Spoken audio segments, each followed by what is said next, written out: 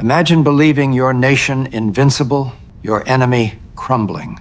Then, in the summer of 1943, you step onto that enemy's soil, expecting a desolate landscape, only to be met by a dazzling, defiant cityscape. For thousands of captured Wehrmacht soldiers, like 24-year-old tank gunner Wilhelm Krause, this wasn't just a journey. It was the start of an unprecedented psychological unraveling. Nazi propaganda had branded America as decadent, chaotic, and on the verge of collapse. Yet, as their transport ship docked in New York Harbor, the Statue of Liberty stood, not as a menacing symbol, but as a beacon over an astonishingly vibrant metropolis, challenging every lie they'd been fed. This was more than a clash of armies. It was a direct collision of manufactured reality with an undeniable truth. The shock wasn't a sudden jolt, but a creeping realization. These men, accustomed to the ghost town darkness of wartime Hamburg, where every window was blacked out against British bombers, bewildered by Manhattan's glittering skyline,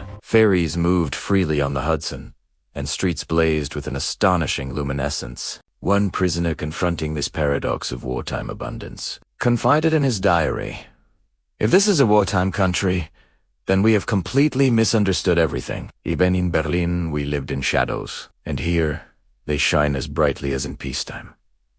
This observation wasn't an anomaly. It was the first hairline fracture in an entire belief system. Before we delve deeper into how this seemingly minor detail shattered an empire's narrative, hit that like button if you're finding this perspective intriguing, and share your thoughts in the comments below. From that bustling port, these prisoners were swiftly transferred to trains, not the rudimentary cattle wagons they anticipated, but clean, open-windowed carriages.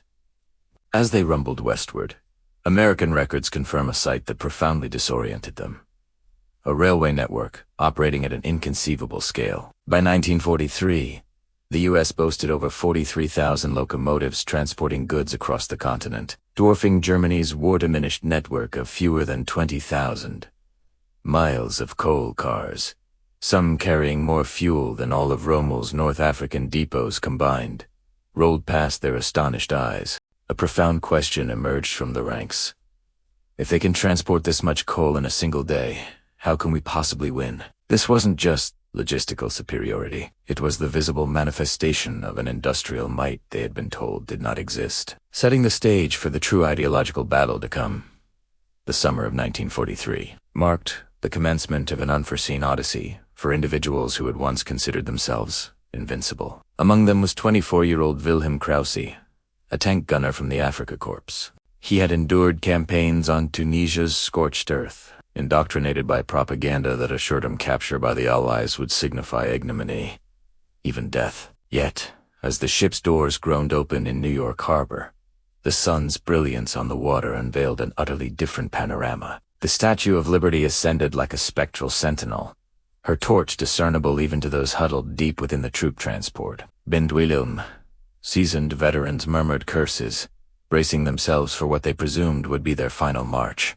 However, as their boots met American soil, they were greeted not by rifle butts or bellowing commands, but by a silent, disciplined escort. The soldiers lining their route cast barely a glance in their direction. In the distance, ferries traversed the Hudson River unhindered, and the Manhattan skyline glittered with lights, even amidst wartime. For men accustomed to the blacked-out streets of Hamburg, this alone was profoundly disorienting. In Germany, every window was painted black, every street lamp extinguished in fear of British bombers. Here, a city's vibrant heart openly defied the sky, blazing with an astonishing luminescence. That night, a prisoner confided in his diary, "If this is a wartime country, then we have completely misunderstood everything.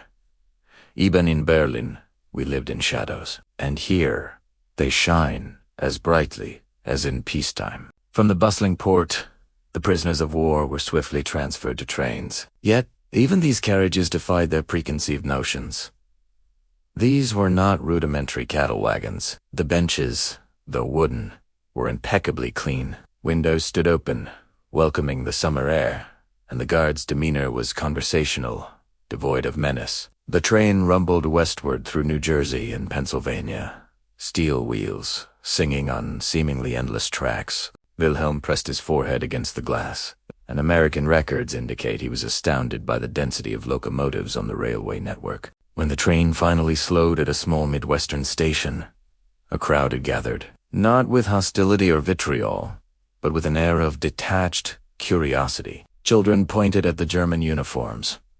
Women carried baskets brimming with groceries. The prisoners marched through, guarded but unmolested. To Wilhelm, what was most striking were the shop windows, overflowing with fresh fruit, cartons of cigarettes, and an abundant display of shoes. He recalled his mother in Stuttgart, queuing for hours simply to purchase a few ounces of margarine. The Post had been told that America was crumbling under the weight of immigration, unemployment, and strikes.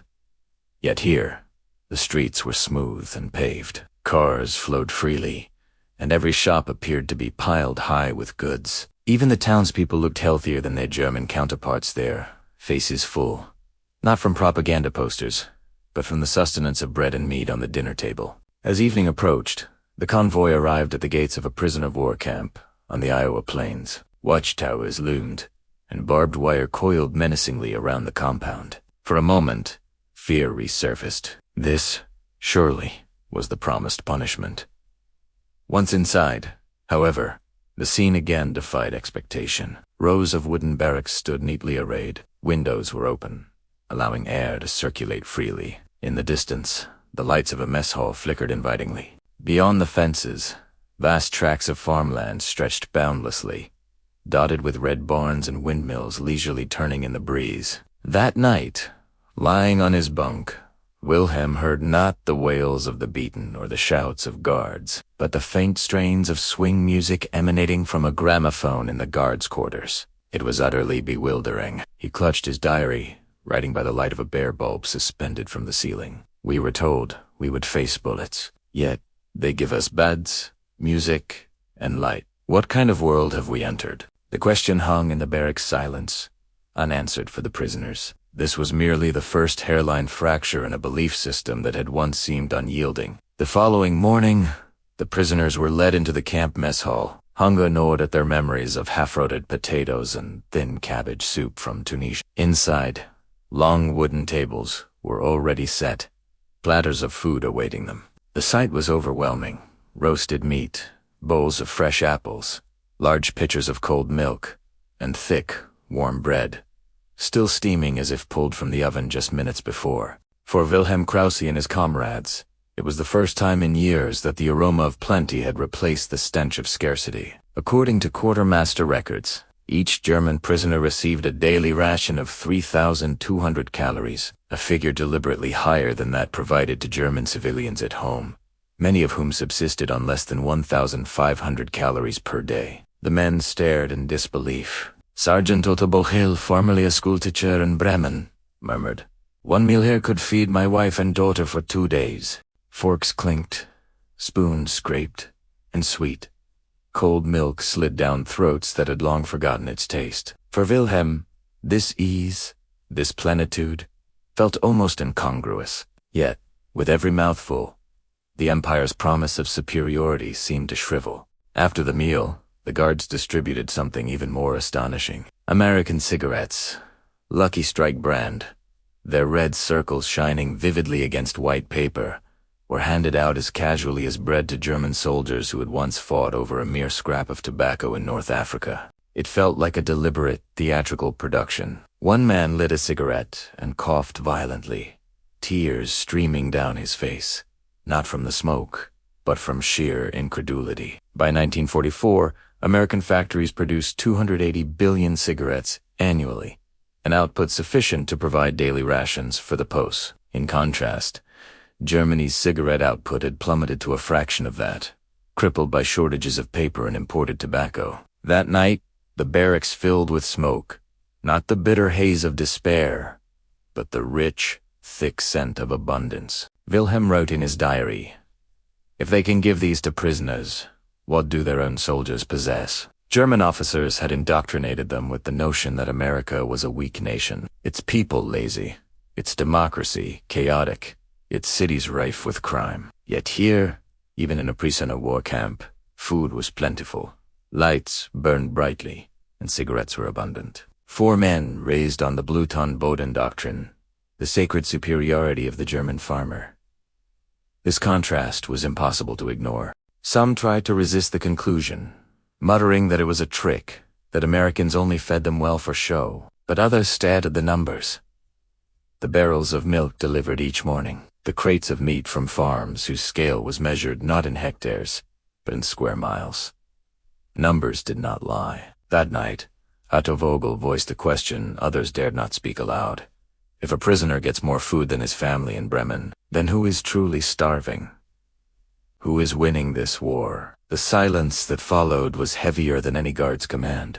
For Wilhelm, that moment etched itself into his memory. He remembered standing on blacked-out Berlin streets, shivering under an empty sky, told that America was collapsing. As he looked at the still half-full plate beside his bunk, he realized that perhaps the Empire had been feeding them lies, not bread. But what they would next witness beyond the wire, in a world of light and machinery, would tear even deeper into the certainties they had once worn like armor. A week later, for the first time, from the back of a guarded truck, the prisoners glimpsed an American town at night. Wilhelm and the others anticipated darkness, the kind that consumed entire German cities. Yet, as the truck drove through the fields and into the streets of Des Moines, lights blazed everywhere. Neon signs flickered on storefronts.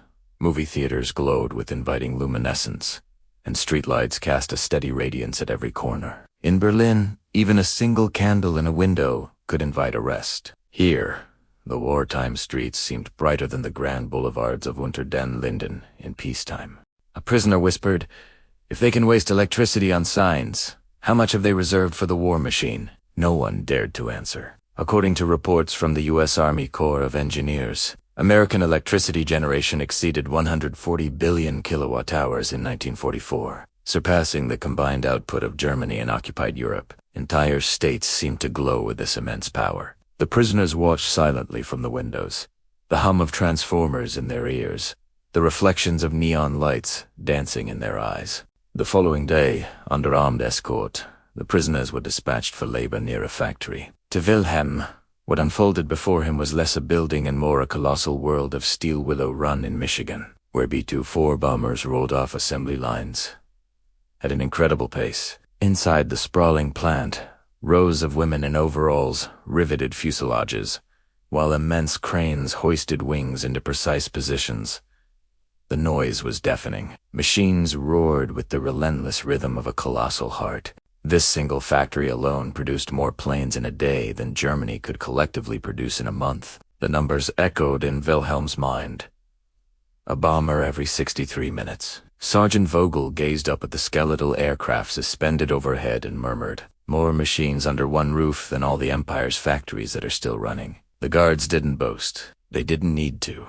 The figures spoke more eloquently than any propaganda. Back at the camp, the prisoners conversed in low tones, unable to reconcile these sights. Some still clung to denial. "That's just one factory," muttered a corporal from Munich. But others shook their heads, recalling the railways, the lights, and the mess hall. Wilhelm lit a lucky strike, its tip glowing in the twilight. He remembered how German divisions in Africa had begged for spare parts. Rommel himself had written of chronic fuel shortages. And here, America not only illuminated its cities, but also deluged prisoners with food and tobacco. He exhaled, slowly. If they build planes like this, while also feeding and supplying us, then what power do their own soldiers possess? The ensuing silence was the only answer. What most disturbed the men was not just this abundance, but its sheer normalcy. The guards seemed casual. The factory workers whistled as if assembling machines in peacetime. In Germany,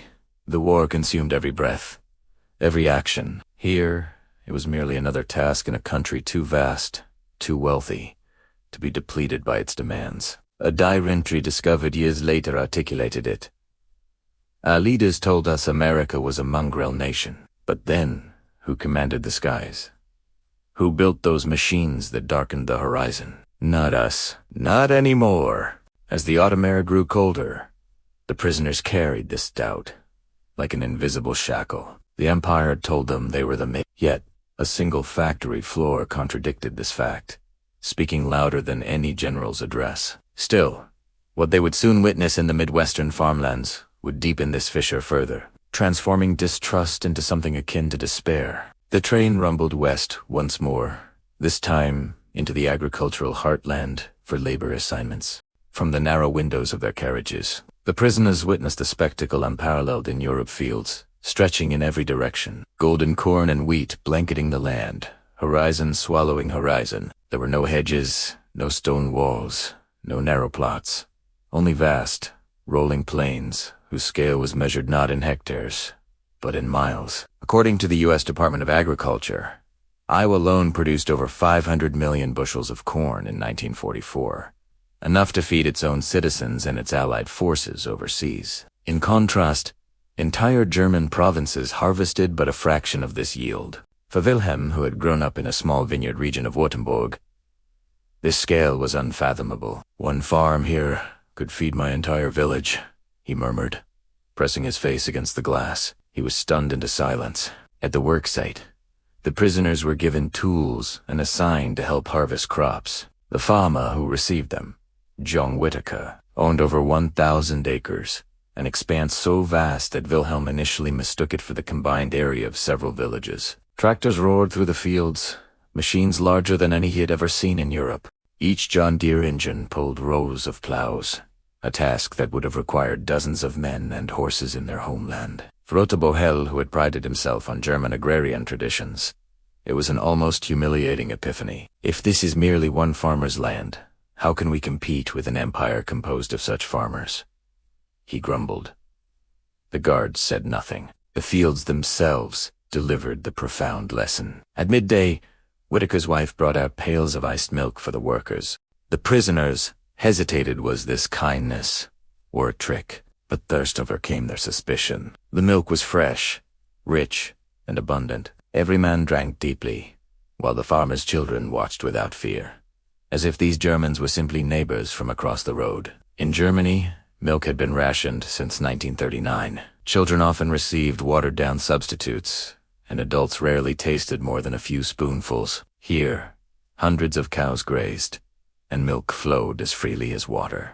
Wilhelm felt a pang in his chest, remembering his pale, thin sister in Stuttgart, a hunger that food could not alleviate. That night, back at the camp, the men could not shake the indelible images. An American barn stored more grain than a German district's silos. A single farmer's herd outnumbered the cattle of an entire German town. By 1944, the numbers were staggering.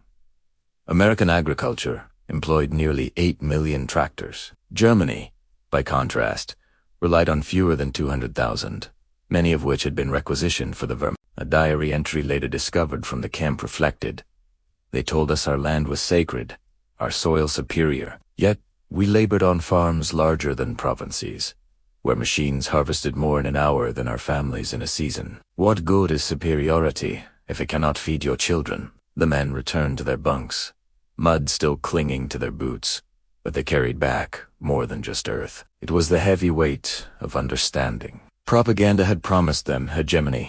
The fields had revealed the truth to Wilhelm. The sight of the farm children laughing freely in the setting sun lingered longer than the sound of the tractors. Yet, the most unsettling moment was still to come. For beyond the harvest and the machines, there would be an evening when the barbed wire seemed to dissolve, and an invitation awaited that no one could have imagined. As deep autumn settled, John Whittaker, the farmer on whose land the post had toiled, approached the camp gates with an unusual request. He wished to invite a few prisoners to his home for dinner. The guards exchanged uneasy glances. Such a request was almost unprecedented, but Whittaker persisted, and regulations permitted limited civilian contact under supervision. As dusk fell, Wilhelm Vogel and 4 others found themselves, guarded but unchained, walking towards the farmhouse on the edge of the fields. The air smelled of burning wood, and golden light spilled invitingly from the farmhouse windows. For men who had prepared for execution upon capture,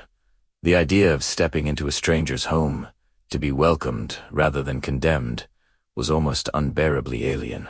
Inside, a long wooden table was laden with food: roasted chicken, mashed potatoes, tender green beans, and pies cooling on the windowsill. Whittaker's wife, Margaret, moved gently and efficiently, setting out plates as if this were the most natural thing in the world. The farmer's children peered curiously from the stairs, their eyes wide but devoid of any fear. The prisoners hesitated, hands hovering over the table, as if touching the bread would violate some invisible rule. Whitaker smiled, gesturing firmly. "Eat," he said simply. The guards, quietly positioned by the door, nodded to Wilhelm. For Wilhelm, the first bite was surreal. The chicken tender, the butter rich, the bread warm. He could not recall the last time he had eaten every mouthful without limitation. Vogel, ever the skeptic, blinked when the farmer poured him a drink, muttering, "We expected a firing squad, not this." Conversation began haltingly, a mix of the few English words some prisoners knew and gestures when language failed. Whitaker inquired about their families and villages.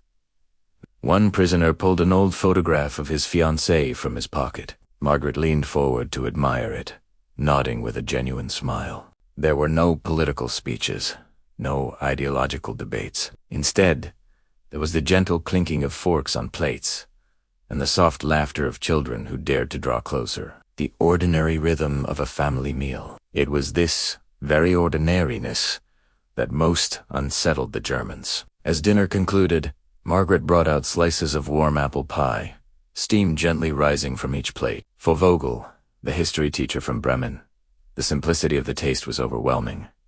Sugar, apples, cinnamon. He swallowed with difficulty. 10 more Mored.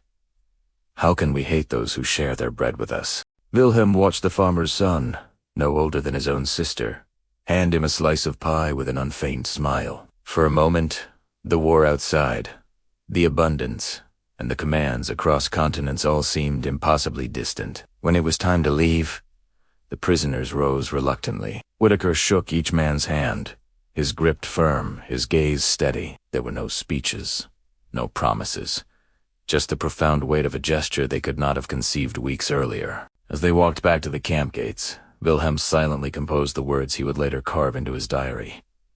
"We entered expecting to die, and left having tasted life."